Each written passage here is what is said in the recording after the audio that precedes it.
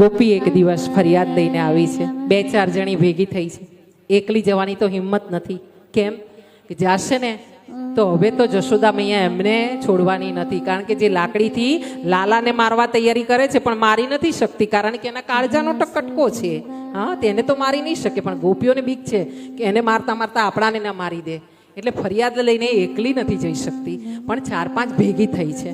હા, અને પછી આમ ટોળી કરીને અને વિચાર કરી રહી છે કે આ વખતે તો એને આપણે ષડયંત્ર કરીએ, એવું આયોજન કરીએ, એવી યુક્તિ કરીએ, આ વખતે ફરિયાદ લઈને જઈએ ને એટલે જશોદા માં આપણાને ના પાડી જ ના શકે, આપણું કામ સિદ્ધ થાય. અને આ જે પેલો લાલો છે ને, નટખટ થઈ ગયો છે ને, તોફાની વધારે પડતો થયો છે ને, એને ગમે તે રીતે આપણે દંડ કરાવીએ. અને અહીંયા કહેવામાં આવ્યું છે અમુક ભાવિક અને પ્રેમી ભક્તો દ્વારા, શું કહેવામાં આવ્યું છે કે ગોપીઓ છે ને લાલાને ગાળો દેતી, ગોપીઓ લાલાને ગાળો પણ દેતી. હા, આપણે બધા કહીએ છીએ હા જય રણ છોડ માખણ ચોર. હા, આપણે કહીએ છીએ ને માખણ ચોર, તો આપણે એ ગાળ દીધી કહેવાય ને, માખણનો ચોર. હા, જ્યારે કે માખણ એનું જ છે, આપેલું બધું એનું જ છે અને એની જ વસ્તુ એને જ લેવાની, અને તોય છતાં આપણે ગાળ દેવાની, માખણ ચોર.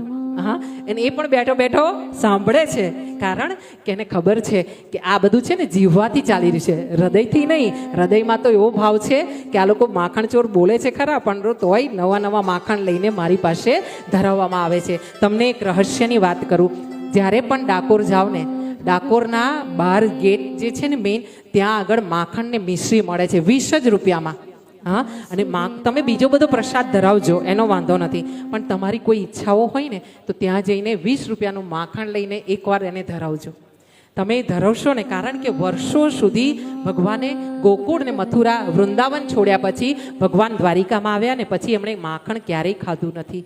કારણ માં જશોદા જેવું માખણ કોણ બનાવે, ગોપીઓ જેવું માખણ કોણ વલોવે, અને એ વલોવે તો પણ આ માખણ માના હાથથી ખાવાની જેવી મજા છે એવી મજા તો બીજે ક્યાં આવે.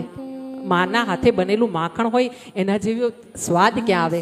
અને ભગવાને મોરલી અને માખણ છોડી દીધા છે. હા, ભગવાન કૃષ્ણને એટલે ત્યાગની મૂર્તિ.